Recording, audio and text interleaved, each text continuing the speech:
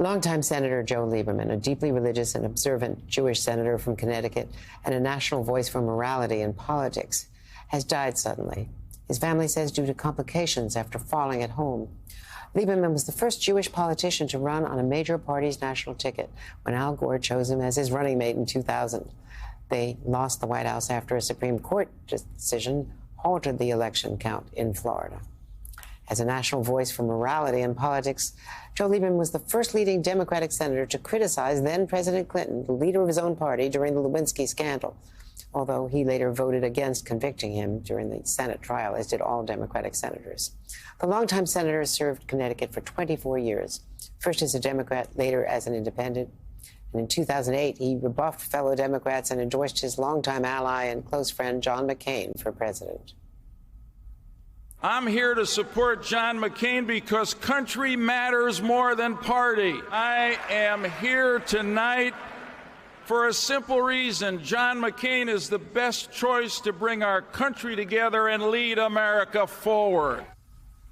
McCain, in fact, wanted Lieberman to be his running mate, but was pressured instead to choose Sarah Palin. More recently, Senator Lieberman was a founder and chairman of No Labels, the bipartisan group that is still considering running a third-party candidate this year. And joining me now is Tom Nides, who served as Senator Lieberman's 2000 vice presidential campaign manager. He was also the ambassador to Israel from 2021 through July 2023. Ambassador, first of all, Tom Nides. An old friend, I have to say. I want to just convey my condolences.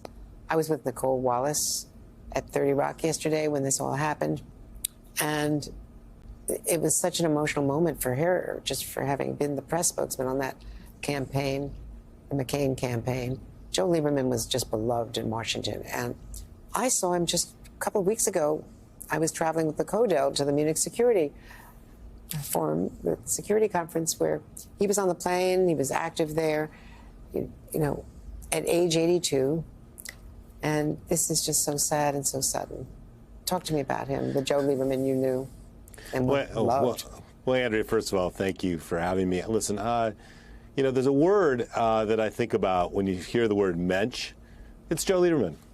I mean, it is, you know, I didn't always agree with him, but he was just a menchy human being. And I remember, you know, I was picked by Al Gore and Bill Daley to ask to be his campaign manager in 2000. As you know, the candidate selects someone to be the vice president, his campaign manager. I've never met Joe Lieberman in my life. I show up in Connecticut, I knock on his door, and Hadassah Lieberman was standing at the door, who is a smart and beautiful woman, and she grabs me and whispers in my ear and says, "You take care of Joey now." I never met this woman before in my life. I'm like, oh my God, okay.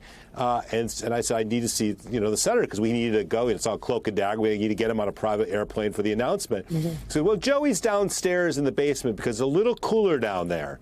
So I walk downstairs, I introduce myself, and Senator Lieberman says, okay, we can go now. I said, but before, Hadassah wants you all to have some lunch. I'm thinking, I said, Senator, we got to go. This is a guy who cared deeply about the country. You know, one of my big things about judging character is about how the staff and how you treat people. This guy was beloved by his Senate staff, his vice president's staff. I mean, in like a way that I am just, I'm honored. His longtime assistant, Melissa Winter, and I were talking about this last night as she was crying on the phone with me. These people adored Joe Lieberman, and he cared about them. I'm heartbroken. I saw him just a couple months ago as well. He texted me like a week ago. He is a true legend, a true friend, and yes, he's a true mensch. I was thinking of the word mensch myself because, you know, there were times, and you worked on the Hill, I covered the Hill back in those days. There were times the Senate would hold up votes on Saturday so he could walk from Georgetown to the Hill, because he would not get in a car, you know, because of his observation of the Sabbath. Andrea, you know, we used to say we're in a campaign. We used to say we're the hardest working 24/6 campaign, okay? And, you know, I had never worked with a religious person before. I didn't know what the hell was going on. I was trying to figure it all out. And he's like, Tom, it's all good.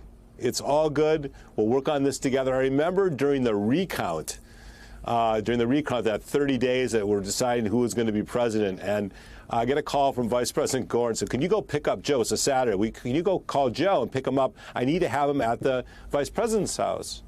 I said, well, Senator, Mr. Vice President, it's Shabbat. He goes, well, go down and get him. So I go down and I knock on the door, and I said, Senator, we need to go see the Vice President. He says, okay. I said, Senator, we'll just get in the car. He said, Tom, unlike you, I take this very seriously. We're going to walk. And here we are walking up Wisconsin Avenue with, 50 Secret Service agents, TV cameras. And that's who Joe Lieberman was. He just was a decent human being. Yes, deeply religious, but it was all about humanity. It was about the little guy, the taking care of people. It's about knowing about your family. My father, who sadly passed away, always talked to me about meeting Joe Lieberman, and Joe Lieberman always asked me about my dad. So he was, and history will be very kind to who he was as a human being. Well, and when I last saw him, it was the weekend of Navalny's death. Zelensky was, in Munich, and he had a cold, frankly, and I was a little worried that maybe he shouldn't be as active as he was, being on a plane, flying to Munich.